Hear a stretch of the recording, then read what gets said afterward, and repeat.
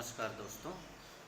आज का जो हमारा टॉपिक है वो है कन्वेक्शन करंट थ्योरी या संवहन तरंग सिद्धांत, जो कि ऑथर होम्स के द्वारा दिया गया है और यह पर्वत निर्माण से जुड़ा हुआ एक महत्वपूर्ण सिद्धांत है। अगर हम बात करें, जब जैसा कि हम लोगों ने पिछले वीडियो में दो टॉपिक पर डिस्कस किया था। पहला टॉपिक था जियोसिंक्लाइन और दूसरा टॉपिक था जियोसिंक्लाइन थ्योरी, जो कि कोबर के द्वारा दिया गया था।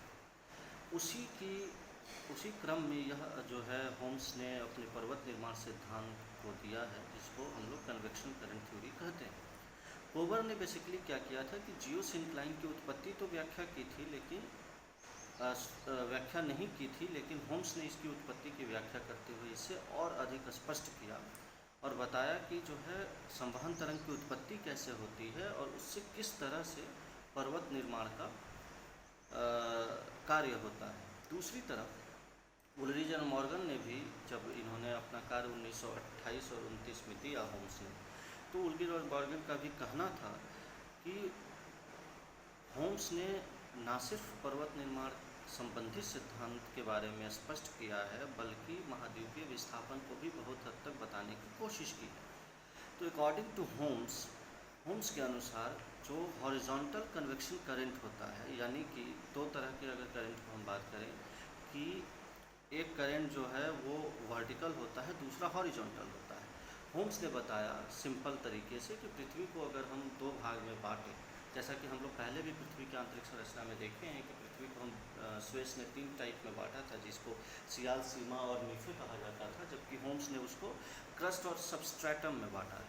तो होम्स के अनुसार जो रेडियोधर्मी तत्व हैं जिससे ये तरंगें उत्पन्न होती हैं, वो बेसिकली सबस्ट्रम या अधः स्तर में पाई जाती हैं और वहीं से जो है क्षैतिज संवहन तरंगों का उत्पन्न होता है, जो कि लंबवत उत्पन्न होता है और अर्धपृष्ठ के पास टकरा के वो क्षैतिज होती है। तो यह जो क्षैतिज संवहन तरंग है, उसी से भूसन्नति पैदा होता है, भूसन्नति का जन्म होता है। और यह दो प्रकार के क्षेत्र में आप इसको देख पाएंगे।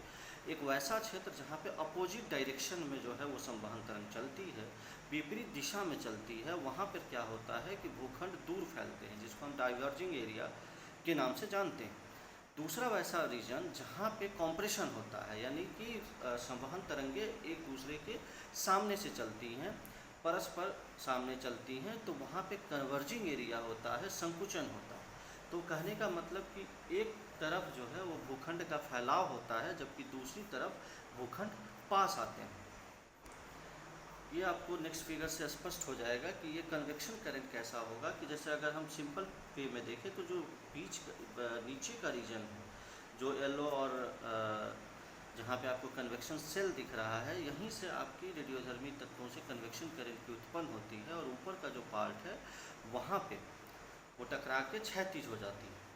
अब जहाँ पे आप देख पा रहे होंगे कि कैसे तरंगों की उत्पत्ति होती है और वो जो है एक सर्कुलर पाथ फॉलो करता है, और जहाँ पे फैलाव होता है वहाँ पे मिड ओशियनिक रीच का निर्माण होता है, और जहाँ पे दोनों एक दूसरे के समीप आते हैं वहाँ पे सबडक्शन होता है और पर्वत निर्माण की स्थिति होती है। इसी सिद्धांत को आधार मान के प्लेट टेक्टोनिक में भी जो है इस चीज़ को स्पष्ट किया है। अब इनकी जो सिद्धांत है उसके 3 आधार माने जाते हैं। जो पहला इन्होंने कहा कि ये 3 जो आधार हैं वो किस तरह से हैं, इसको आप समझ सकते हैं। कि पहला जो पार्ट है, उन्होंने कहा कि पृथ्वी जो है का जो ऊपरी परत है, जो कि 10 से 12 किलोमीटर तक है, वो ग्रेनोडायोराइट से निर्मित है। फिर मध्यवर्ती परत जो है, यहाँ पे प्रिंटिंग मिस्टेक है, 20 से 25 किलोमीटर जो है वो एम्फीबोलाइट से निर्मित है। और जो नीचे में है, जो सबसे निचली परत है, जो कि इक्लोजाइट से बना हुआ है। अब यहाँ पे इन्होंने जो ब्रॉडली 2 पार्ट में बांटा, जिसको हम लोग भूपटल और अधः स्तर कहते हैं, जिसको क्रस्ट और सबस्ट्रेटम कहते हैं। तो इन्होंने ये कहा कि ऊपरी परत और मध्यवर्ती परत जो है वो क्रस्ट का पार्ट हो जाता है और निचली परत जो है वो सबस्ट्रेटम का पार्ट हो जाता है। दूसरी तरफ इन्होंने ये भी स्पष्ट किया कि जो क्रस्ट का पार्ट है वो बहुत हद तक जो है महासागर में पतला होता है, और विषुवत रेखा पे अगर कहें तो विषुवत रेखा से ध्रुव की ओर जाएंगे तो उसमें भी जो है वेरिएशन देखने को मिलता है। और जो संवहन तरंग की उत्पत्ति है वो सबस्ट्रेटम में होती है, और वही संवहन तरंग लंबवत आके क्रस्ट से टकराती है और जिससे पर्वत निर्माण में सहायता मिलती है। अब ये जो आप फिगर देख पा रहे होंगे, यहाँ पे 3 स्टेज उन्होंने बताया, जिसमें फर्स्ट स्टेज, सेकंड स्टेज और थर्ड स्टेज लिखा है। इसमें इन्होंने ये कहा कि जो पहला स्टेज है वहाँ पे जियोसिंक्लाइन की उत्पत्ति होती है। जैसा कि जियोसिंक्लाइन थ्योरी में भी हम लोगों ने 3 स्टेज की चर्चा की थी, जिसमें सबसे पहला जो स्टेज था उसमें जो है जियोसिंक्लाइन का निर्माण होता है, दूसरे स्टेज में ओरोजेनेसिस होता है और तीसरे स्टेज में ग्लिप्टोजेनेसिस होता है। मतलब कि लिथोजेनेसिस, ओरोजेनेसिस और ग्लिप्टोजेनेसिस।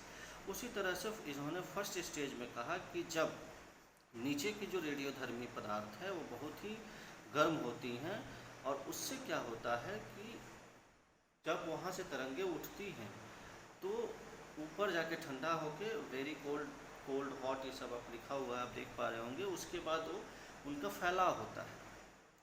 जहाँ पे एक दूसरे के अपोजिट आती हैं वहाँ पे जियोसिंक्लाइन का पहले निर्माण होता है संकुचन से, और वो जो बेसिनुमा स्थलाकृति होती है वो धीरे धीरे वहाँ पे निक्षेपण का प्रक्रिया होती है, और सेकेंड स्टेज का पार्ट आता है, या सेकेंड स्टेज या द्वितीय स्तर का भाग आता है, जहाँ पे वो उसी जियोसिंक्लाइन में मुड़ाव शुरू होता है, मुड़ना शुरू होता है, फोल्डिंग प्रक्रिया शुरू होती है, और थर्ड स्टेज में उससे फोल्डेड रेंज या मुड़दार पर्वतों का निर्माण होता है। और इस सारे पर्वतों के निर्माण में आप देख पा रहे होंगे कि जो बल काम कर रहा है वो संवहन तरंग और संकुचन बल काम कर रहा है, जो कि बहुत हद तक होवर ने इस चीज़ को स्पष्ट नहीं किया था।